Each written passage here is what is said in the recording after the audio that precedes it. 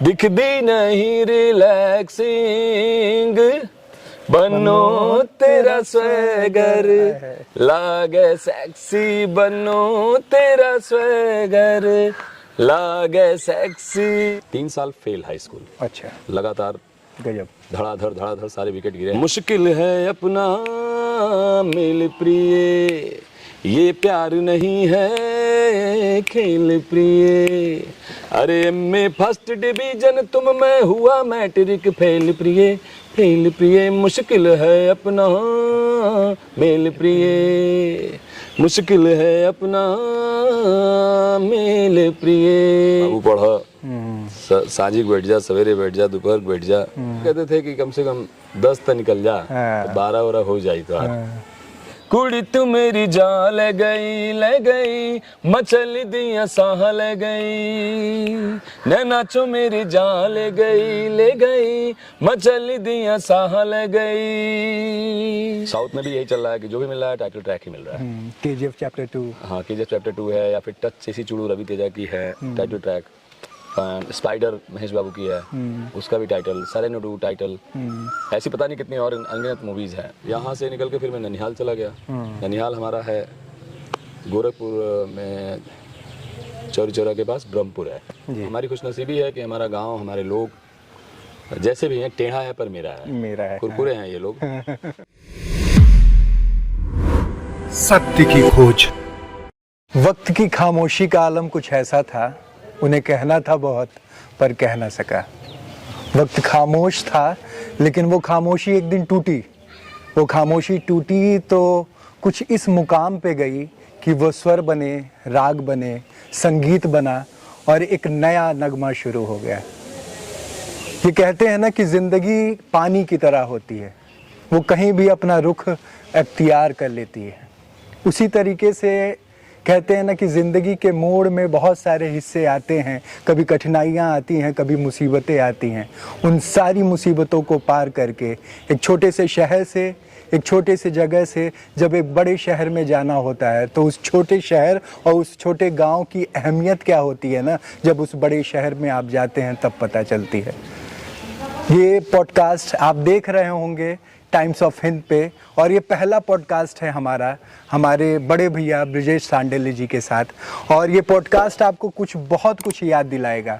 आपकी ज़िंदगी में भी बहुत सारी चीज़ें ऐसी होंगी जो कहीं ना कहीं आपको। बॉलीवुड प्लेबैक सिंगर हमारे साथ, हमारे बड़े भैया ब्रिजेश सांडेले, आपका स्वागत है टाइम्स ऑफ हिंद में। Thank you so much. कैसे हैं आप? बिल्कुल वैसा ही हूँ, अपने सही जगह पे बैठा हूँ, अपने उसी जगह पे बैठ के ये ब्रॉडकास्ट हो रहा है जहाँ के बारे में बताना नहीं है, जो दिख रहा है। तो मुझे लग रहा है ये सौभाग्य हम दोनों के लिए है कि हम उसी जगह से आज बात कर रहे हैं जिस जगह से इतनी सारी जर्नी शुरू हुई है। तो यहाँ के बारे में ज़्यादा बताने की ज़रूरत नहीं होगी। ये हो गया, आपको मिल गया। आगे की कहानी, सभी की कुछ ना कुछ कहानी होती है, और जिसकी लाइफ में कुछ कहानी है वही कुछ कर रहा होता है। बिल्कुल। सो मुझे अच्छा लग रहा है कि हमारे गांव आप आए हैं, और आपकी टीम, जो लोग हमारी बातों को सुनेंगे और सुनाएंगे लोगों को, क्योंकि बहुत सारी चीज़ें हमारे आसपास होती हैं जो जिनसे लोग रूबरू नहीं होते हैं। बिल्कुल। और सिर्फ ये लगता है कि अरे वो बहुत आगे हैं, या बहुत निकल गए, या इस गांव से हैं। तो आज वो छोटी छोटी कड़ियाँ, थोड़ी बहुत वन लाइनर, क्योंकि 18-20 साल की यात्रा है, ये बात आधे 1 घंटे, 5 घंटे, 3 घंटे में ख़त्म होने वाली नहीं है। तो कुछ वन लाइनर कोशिश की जाएगा कि अपनी उन पॉइंटों पे बात करें कि जिससे मुझे अपनी बहुत सारी चीज़ें याद आ जाए। तो हमारी यादें जैसे याद आएंगी, लोगों को बहुत कुछ उसमें एंटरटेन भी मिलेगा, बहुत सारी इंस्पायरिंग बातें भी मिलेंगी, और उन्हें ये लग जाएगा कि अगर ये ब्रिजेश जा सकता है यहाँ से वहाँ, तो ऐसे पता नहीं कितने ब्रिजेश और छुपे हुए हैं इस गांव और इस मोहल्ले, इस शहर में। बहुत सारी चीज़ें हम आपसे जानने की कोशिश करेंगे। सबसे पहले हम बता दें आपको कि टाइम्स ऑफ हिंद का ये पहला पॉडकास्ट है जो हम ब्रिजेश भैया के साथ यहाँ पर इनके गांव में इस नेचुरल वातावरण में यहाँ पर आके हम शूट करने का मतलब सिर्फ और सिर्फ था ना कि इनके इमोशन सामने आए, कुछ बातें ये कहेंगे, कुछ निकालने की हम कोशिश करेंगे और बहुत सारे ऐसे पहलू होंगे जो आपको पता चलेंगे बातों बातों में। हम कुछ सेक्शन में ये पूरा पॉडकास्ट रखेंगे। पहला सेक्शन होगा हमारा जो है वो आपकी जर्नी पे, सफ़रनामा। दूसरा सेक्शन होगा कि आपके स्ट्रगल टाइम पे जी, आपने क्या स्ट्रगल, जो संघर्ष आपके जीवन में बीता है। और एक हमारा लास्ट राउंड जो होगा, बीच में हम एक सेक्शन रखेंगे आपके म्यूज़िक इंडस्ट्री के, आपकी संगीत, आपके गानों का थोड़ा सा हम छेड़ेंगे और छेड़ना आवश्यक भी है। बिल्कुल बिल्कुल। तो और लास्ट हमारा एक फास्ट ट्रैक राउंड होगा जिसमें हमारे कुछ सवाल होंगे, कुछ हमारे दोस्तों के होंगे, कुछ सोशल मीडिया के सवाल हैं जो हम आपसे पूछने की कोशिश करेंगे। तो पहला जो सेक्शन है उससे हम शुरुआत करते हैं आपके सफ़रनामे पे। जैसे कि आपकी शुरुआत जहाँ से हुई और किस तरीके से, आप थोड़ी सी आप इंट्रो दीजिए, फिर हम अपना पॉडकास्ट शुरू करेंगे। ओके। शुरुआत बेसिकली म्यूज़िक की शुरुआत यहाँ से नहीं हुई है, उसकी जर्नी अलग है। यहाँ ये मेरा अपना, हमारे पूर्वजों की जगह है और इस गांव से मैं बिलोंग करता हूँ। हमारे दोस्त जो बचपन के हैं वो भी यहाँ काफ़ी लोग हैं जो आज यहाँ हैं भी, और बहुत सारे लोग अपनी अपनी रोज़ी रोटी में लगे हुए हैं। तो इस गांव के ही किसान हैं सबसे पहला काम, और किसान सिर्फ नाम के नहीं है, किसानी किए हुए हैं। मैं जानता हूँ कि धान कैसे कटता है, धान कैसे बिठाया जाता है।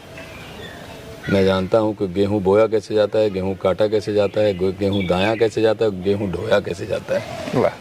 क्योंकि वो सब किए हुए हैं। हमारे खेतों में जब लोग काम करने आते थे उस वक्त का माहौल ऐसा रहता था कि दादाजी बोलते थे कि ये सब करो, करना चाहिए। लाइफ में कभी किसी चीज़ का अभाव हो तो आप पे प्रभाव न पड़े, उसका प्रभाव न पड़े। वाह। तो एक्चुअली बहुत जेन्युइन लोग थे। उन्हें, अब चूँकि उनके पास कोई महाजन का काम तो था नहीं, तो ये लोग खेती के महाजन थे।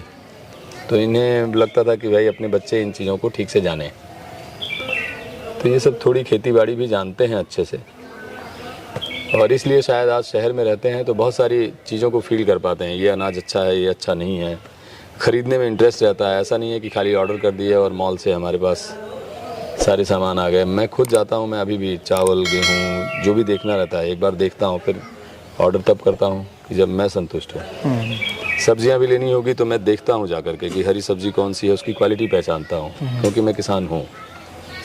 कुछ लोग किसान हैं लेकिन उनके बाप दादा किसान रह गए, वो किसान नहीं रहे। लेकिन मैं किसान हूँ, तब भी था और अभी भी हूँ। तो इस जगह से एक ऐसा नाता है कि जब आप जहाँ के होते हैं वहाँ के सभी चीज़ें, आपका बचपन, आपकी अतीत, और आज जहाँ हम बैठे हुए हैं ये बरगद, यहाँ बैठने का यही कारण है कि इससे बड़े नाते जुड़े हुए हैं। इसमें बड़े झूले झूले गए हैं। यहाँ पे एक जो काट दिया गया, ये ऐसे होता था और यहाँ झूला डाला जाता था। तो मैं, बुआ और जितनी हमारे फैमिली मेंबर्स हैं, मम्मी भी, सब लोग रात को, शाम को यहाँ झूला झूलते थे और झूला गाते थे। सावन गाया जाता था, कजरी वजरी। म्यूजिक बेसिकली मुझे लगता है कोई रोजी रोटी नहीं है, जहाँ तक मैं समझ पाया हूँ। गाना बजाना एक लोक विधा है।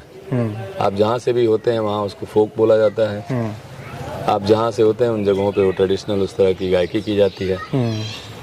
तो इसका कोर्स बहुत बाद में आता है, पहले आपके अंदर होना चाहिए।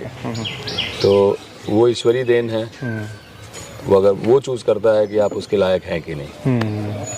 तो वो दे के हमारे घर में मेरी मम्मी के पास था, आज भी है, वो गाती थी बहुत अच्छा। फिर उनसे हम लोगों में आया। और गांव के भी बहुत सारे लोग थे जो रिदम अच्छा बजाते थे, ढोलक बजाते थे, मंजीरा बजाते थे, और हम लोग कीर्तन वीर्तन करते थे। लेकिन हमें नहीं पता था कि ये कोई कमाई का जरिया बनेगा, ये हमारी लाइफ में नौकरी ही बन जाएगी। और आज भी मैं, मतलब कसम है शिव जी की, कि मुझे पेमेंट मांगने में बिल्कुल बुरा लगता है। क्या पेमेंट देगा, अनमोल है ये।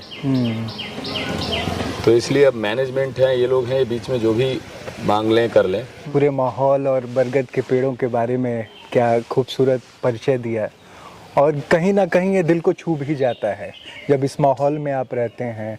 और जब मेट्रो सिटीज़ में आप अब आज के डेट में क्या है कि सारी चीज़ें वहीं से जुड़ी हैं, सारे मुकाम वहीं से मिले, तो रहना भी वो कर्म भूमि सा हो चुका है, लेकिन कहीं ना कहीं इस जगह की रूह में तो जगह रही जाती है। तो आप जब वहाँ पर भी हैं तो यहाँ पर महसूस करते ही होंगे। बिल्कुल बिल्कुल, ये हमेशा साथ होता है, ये पीछा नहीं छोड़ता है। नहीं छोड़ता है। और आप कहीं भी रहें, कोई भी हो, कोई बाहर का भी पर्सन हो, चाहे वो आउट ऑफ कंट्री के लोग हों, जिनकी अपनी कंट्री अलग है, ऑस्ट्रेलिया हो, साउथ अफ्रीका हो, कोई भी हो, जो जहाँ पैदा होता है वहाँ से जुड़ा रहता है। वो उसकी बेसिकली असली जो फीलिंग्स है उसकी वही है, वो खींचता रहता है। या फिर आप नहीं भी आ पा रहा ना, कितने लोग तो पलायन कर गए हैं गांव से, तो उनकी परिस्थितियां वैसी रही होंगी। या कुछ लोग तो क्रिएट कर लेते हैं कि नहीं हमको रहना ही नहीं है, हाँ। तो क्रिएट करने वाले लोग लगभग मुझे लगता है 70% हैं, और 30% उसमें है जो सफ़र करके निकल जाते हैं। हाँ।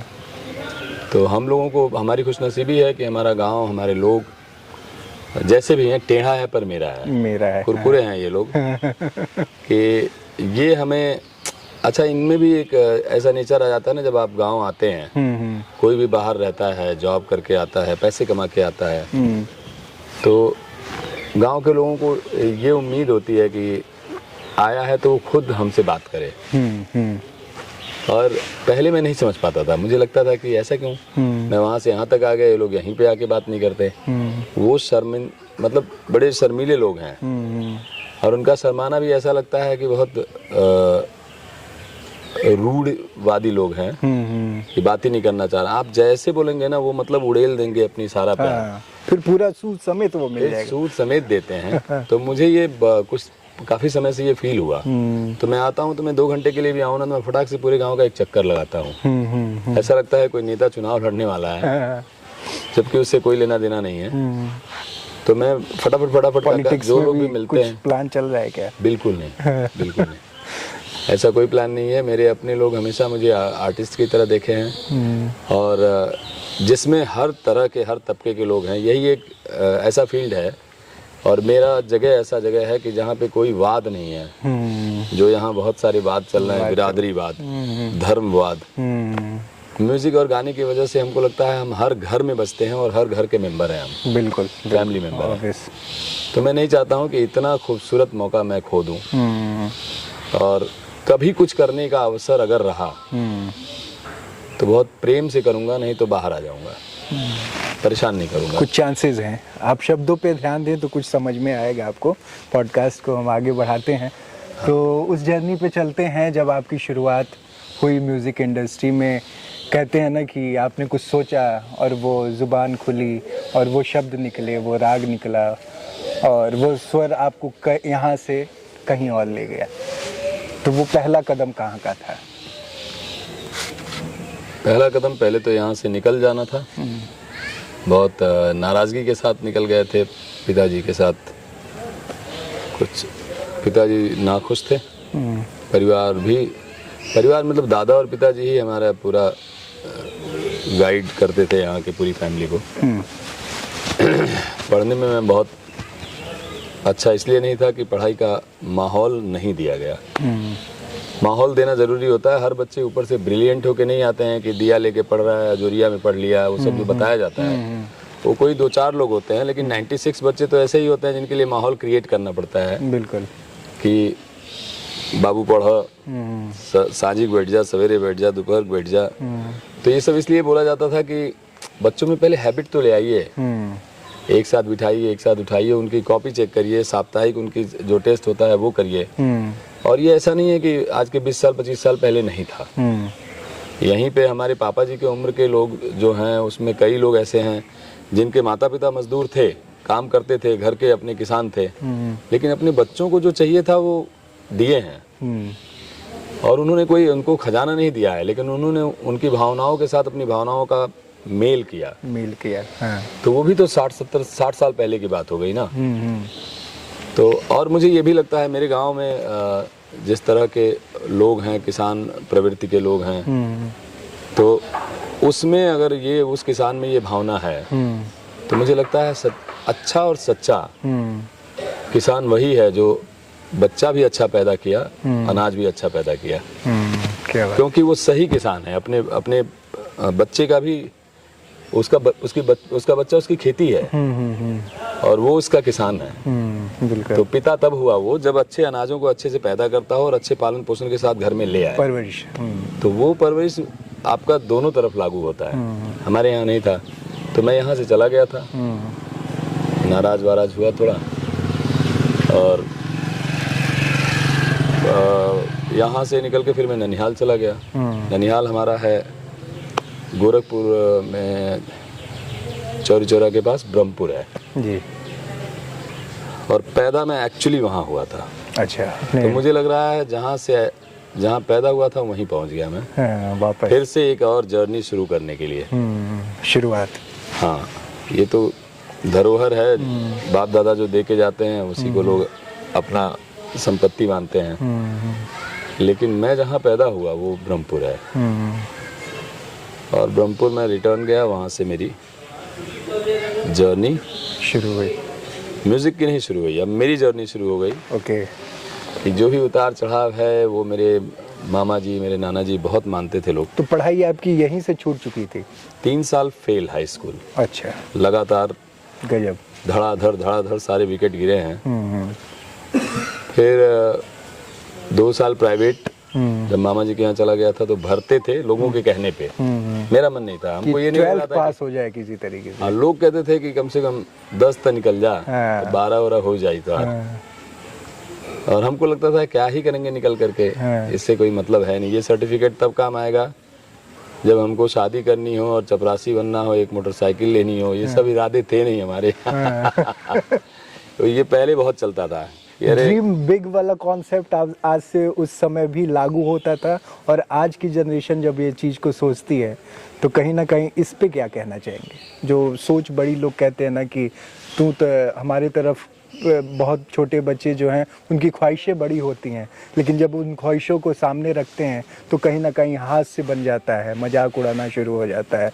तो क्या ये जो परिवर्तन आया है समाज में, इस पे आप क्या कहना चाहेंगे, क्योंकि ये आपके जीवन में घटित हुई है?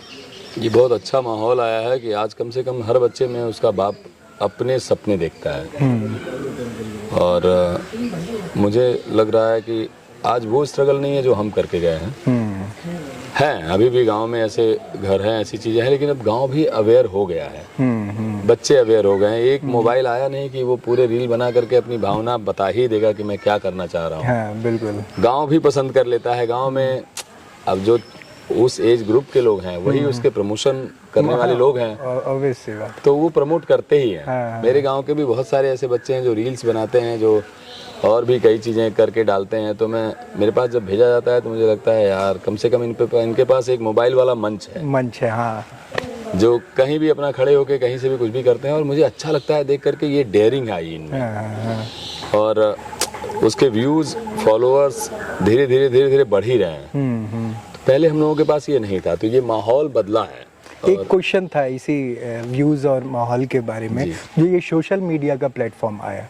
पहले आप जब आज से पहले म्यूज़िक इंडस्ट्री या फिल्म इंडस्ट्री में लोग जाते थे तो कहीं ना कहीं वो जो तलाश, वो जो सफ़र होती थी कि कोई हमें उठाए, कुछ मौका मिले।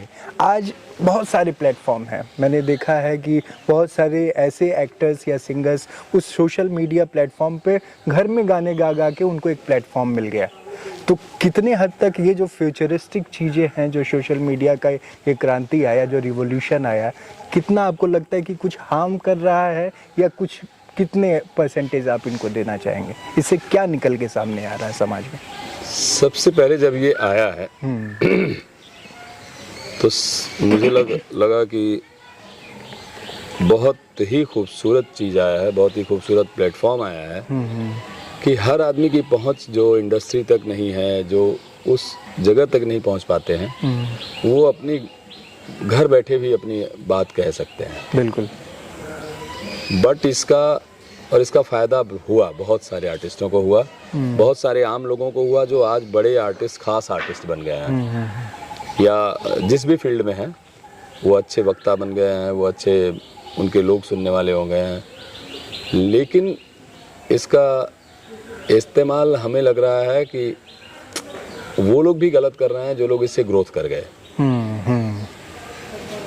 सबसे पहले मुझे अपनों से ही शिकायत है कि जो ग्रोथ कर गए हैं वो लोग भी गलत कर रहे हैं। उनकी ख्वाहिशें ऐसी बढ़ गई हैं जैसे लगता है मेरे पास 10 मिलियन फॉलोअर्स इस पे दिखने चाहिए, फला 1000 मुझे कमेंट चाहिए इस पे, और मिनिमम इतने 100 तो हमारे कमेंट चाहिए और लाइक्स चाहिए कम से कम 4000। ये वाला काम नहीं करिए, आप काम ही ऐसा करिए कि आपको इन सब बारे में सोचना न पड़े ना, क्योंकि आप जिस तरह से आए हैं, जिस फ्लो में आए हैं, उसका यूटिलाइज उसी तरह से होना चाहिए। आपको 100 लोग भी कमेंट अगर ओरिजिनली करते हैं तो बहुत फर्क पड़ता है लाइफ में। 100% मतलब बहुत बड़ी बात, बहुत बड़ी बात, बहुत बड़ी। कि आपको एक तो देख के टच करके लोग बता दे रहे हैं कि हमने देखा है। हाँ। ये भी बहुत बड़ी बात हो गई। हाँ। आपकी अपेक्षाएं इतनी बढ़ती जा रही हैं, सारे जमाने का पैसा आप ही ले लेंगे क्या? हाँ। सभी लोगों का सारा नाम ख्याति आप ही ले लेंगे क्या? लोगों के पास भी जाने दीजिए। हाँ। तो एक खूबसूरती से होना चाहिए था, इसका नेगेटिव असर भी हुआ है और वो देखने को भी मिल रहा है। इसमें कितने डिपार्टमेंट की चर्चा करूं, हर डिपार्टमेंट के बारे में बहुत सारी फेक चीज़ें चल रही हैं और इसका सही इस्तेमाल नहीं हो रहा है। तो ये ना किया जाए, लोगों से रिक्वेस्ट है। और जो लोग कर रहे हैं, जो लोग एक्टिव हैं, हमेशा कुछ चीज़ ही ऐसी दीजिए ना कि लोग मतलब आपको, मैं खुद महसूस करता हूँ कि जिस दिन मेरा कोई स्पेशल चीज़ आता है उसके कमेंट्स, उसके लाइक्स बिल्कुल अलग होते हैं, बहुत अच्छा आता है। लेकिन अगर वही रेगुलर पाउट बना के फोटो डालना, फला के साथ फोटो, वो चीज़ मैंने देखी हुई है। मैंने आपका सोशल मीडिया हैंडल देखा है, तो मतलब जिस तरीके की, मैं आपको बता दूं कि ये जो शख्सियत यहाँ पर बैठे हुए हैं, आपको बस मैं पिक्चरों का नाम बस गिनाना शुरू कर दूं ना, तो आपको अंदाज़ा लग सकता है कि ये कितने सिंपल, और इन्होंने जो ज़िंदगी में किया है और जिस मुकाम पे ये हैं, और इनके सोशल मीडिया हैंडल पे अगर आप जाएंगे तो आपको वो चीज़ बिल्कुल नहीं दिखेगी। बिल्कुल। मैंने जब इस चीज़ को नोटिस किया, आप बहुत ज़्यादा एक्टिव भी नहीं रहते हैं वहाँ पर, बहुत पुरानी पोस्ट हैं, और आपको, मुझे नहीं लगता है कि एक, क्योंकि आज के समय में मैं देख रहा हूँ बहुत सारे ऐसे म्यूजिशियंस हैं, बहुत सारे ऐसे एक्टर हैं जो सोशल मीडिया पे बहुत सारे उन्होंने PR अपने हैंडल करने के लिए रखा है कि मेरे पास टाइम नहीं है तो मेरे वीडियो शूट हो रहे हैं, आप पर्टिकुलरली उसको हैंडल करो। लेकिन आपके मन में ऐसा कोई ख्वाहिश नहीं आया कि सोशल मीडिया पे भी चीज़ों को हैंडल करने के लिए 1-2 लड़कों को रख दिया जाए डिजिटल मार्केटिंग के? ऑलरेडी मैनेजमेंट है, मैं एजेंसी के साथ साइन हूँ, और अभी से नहीं, बन्नो जब से आया है तब से PR एजेंसी भी हमारे पास ऑलरेडी, जब बन्नो आया उसके बाद 4 साल लगातार काम की है। जिस वक्त डिजिटल मीडिया इतना हाइप पे नहीं था, 2015 में बन्नो आया, 2016 से ये सारी चीज़ें स्टार्ट हो गई मेरी लाइफ में। बट उन सब चीज़ों से सिर्फ, मैंने कहा ना, ऑर्गेनिकली नहीं बढ़ता है ये पॉइंट। हाँ, ये पॉइंट है। ऑर्गेनिकली जब तक आप कुछ रायता फैलने वाला माल नहीं देंगे, इतना तेजी से मिलियन और लाख नहीं आता है, नहीं आता है, इम्पॉसिबल।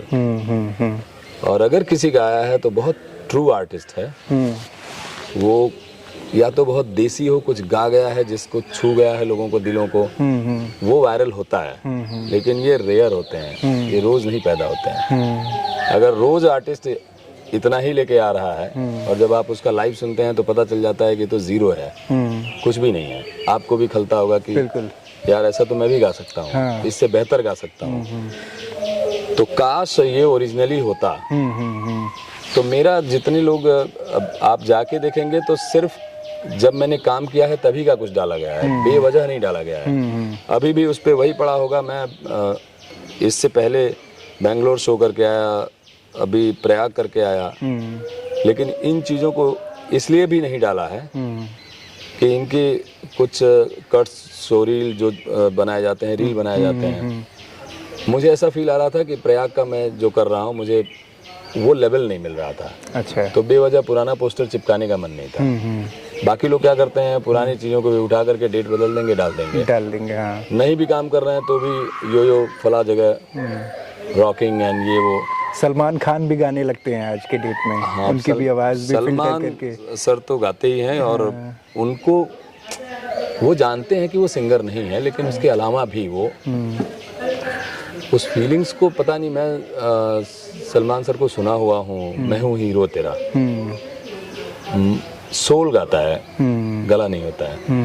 और किसी आर्टिस्ट को गाने के लिए वो लोग रेगुलर तो फिलहाल मुझे लगता है एक्टिंग का ही काम कर रहे हैं, लेकिन आजकल तो मैं देखता हूँ कि जिसको नहीं अवसर लेना चाहिए वो भी लेते हैं। तो वो तो ऐसी जगह बैठे हैं जहाँ सबको इतने अवसर देते भी क्या कराते हैं। आपके कुछ गाने ऐसे हैं कि मुक्केबाज में आपने जो वो गाना गाया था, वो आज भी, मतलब वो एक वेब सीरीज थी, मीन्स कोई मूवी नहीं थी शायद, मूवी थी वो, सॉरी मुझे, मुक्केबाज मूवी थी। तो उस मूवी को बहुत लोग बहुत पसंद किया गया, और जिसमें आर्टिस्ट थे उनकी एक्टिंग के साथ साथ उस म्यूज़िक का जो कहते हैं ना सोल निकल के सामने आया उस सिचुएशन पे। तो मैंने वो मूवी देखी तो मुझे बहुत कनेक्ट किया उस पूरे माहौल पे, उस म्यूज़िक का। तो मुझे जहाँ तक लगता है 90% वो आपका जॉनरा था। हाँ, वो मैंने अपने जिए हुए पार्ट में से, फोकपन था, कुछ ट्रेडिशनल था, वो मैं जिए हुए अपने पार्ट में से एक छोटा सा बूंद निकाला था। हाँ। कि मैं बहुत सारे लोगों को सुना, लेकिन किशोर दा को मैंने बहुत अच्छे से सुना है, और उनके गाने, उनके एक्सप्रेशंस बहुत बॉडी में घुस के आती थी। ऐसा लगता था किशोर दा के गाने, मुझे लगता है यूथ जितने थे आज के या कल के या पहले के, वो सभी लोग बहुत पसंद करते थे, और इसीलिए पसंद करते थे कि उनका कैरेक्टर उसमें दिखता था। तो इसमें मुक्केबाज में मैंने जो कुछ भी गाया है वो पूरा किशोर दा का योगदान है। कि मैं उस वक्त यूट्यूब पे 2 गाने थे, वो चला करके देखता था, वो एक्सप्रेशन के लिए, जबकि वो दोनों जोन अलग होते थे। एक था चील चील कौवा, और एक था चतुरनार।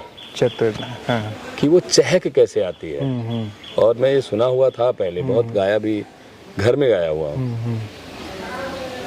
तो उस पार्ट को मैंने मुक्केबाज में पूरा एक्सप्रेशन, जो मैंने कहीं से इंस्पायर मैं कहीं हुआ हूँ और कहीं से इसको लिया है, तो किशोर दा के बहुत बड़े सागर से छोटा सा बूंद निकाला सामने आया है। एसेंस, वो एक सार निकल के निचोड़ के सामने आया है। 2 लाइनें वो उस गाने की, मुश्किल है अपना मेल प्रिय। जी जी, अगर हमारे दर्शकों के, हाँ श्योर।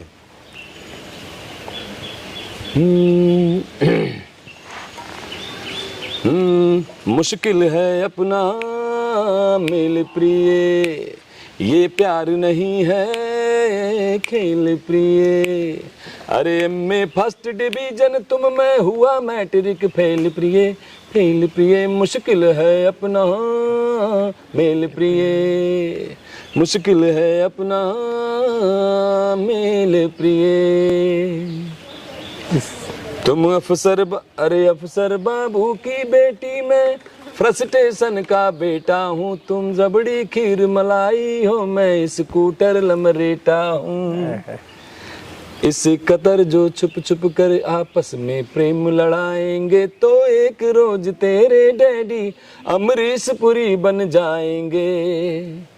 सब हड्डी पसली तोड़ प्रिय, भिजवा देंगे वो जेल प्रिय।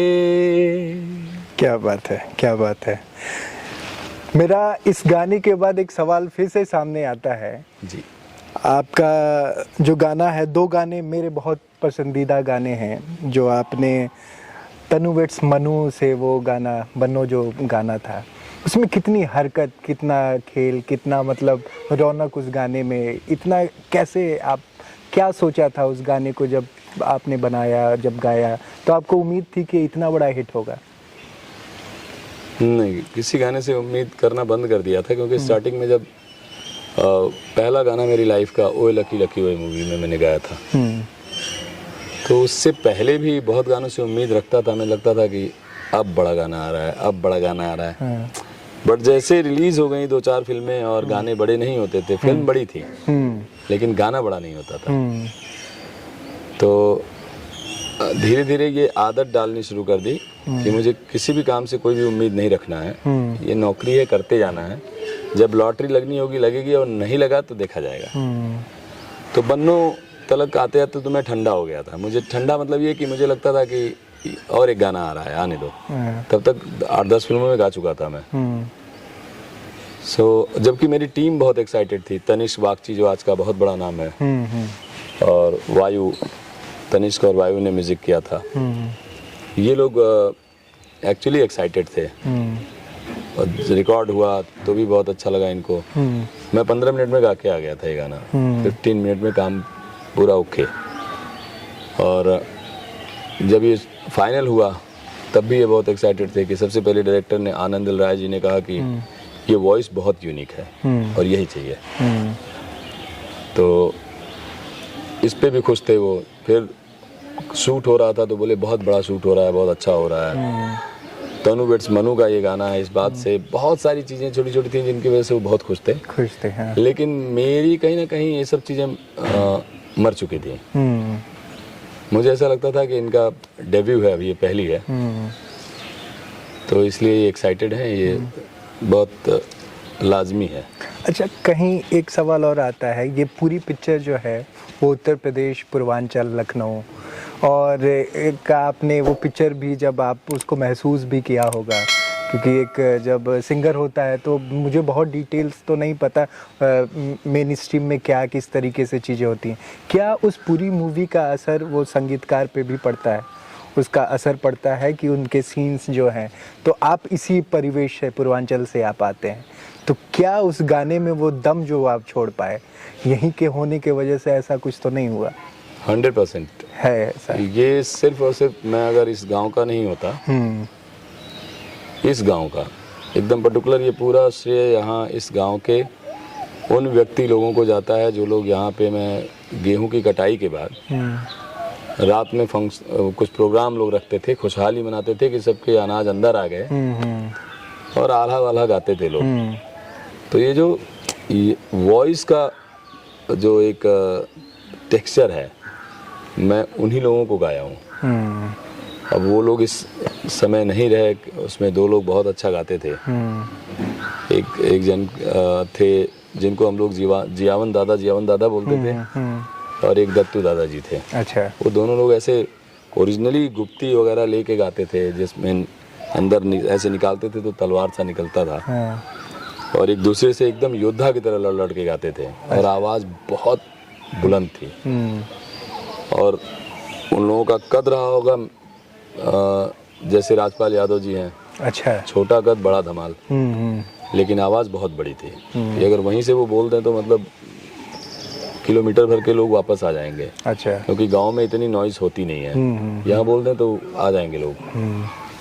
तो वो उनकी देन थी जो अंदर कहीं बैठा था सबकॉन्शियस में, और मैं जब टाइम आया तो गाया। और मेरे दिल ते ना तेरा बसदा, तेरे ही चौबार चो फिरदा है छल्ला। गोरी मेरे दिल ते ना तेरा बसदा, तेरे ही चौबार चो फिरदा है छल्ला। तेरी ब्यूटी टॉप लुट जावे दिल वे, किन्ने आशिक पता नहीं तू ये किल वे। तेरे पीछे है पड़े कदी मिलवे, नैना चो मेरी जान ले गई, पटोला मेरी साह ले गई। कुड़ी तू मेरी जान ले गई, मछली दिया साह ले गई। नैना चो मेरी जान ले गई, मछली दिया साह ले गई। वाह, ऑसम। Thank you. मतलब ये गाना जो है, मतलब दिल को भी छूता है, जज्बात को भी छूता है, और माहौल को भी कहीं ना कहीं छू लेता है। मतलब एक अलग सा ही ये जी, एक कंपोजिशन, बहुत रोमांचक है। बहुत ही। तो हम आपके वो पहले हिट पे पहुंचेंगे, जो थोड़ी देर तक हम पहुंचे, लेकिन उस गाने का जिक्र नहीं हो तो ये पूरा पॉडकास्ट अधूरा हो जाएगा। तो बन्नों का हम जिक्र करेंगे, और उसकी कुछ चंद लाइनें जो आप हमें अंतरा इसका हमें ज़रूर सुनना है। श्योर।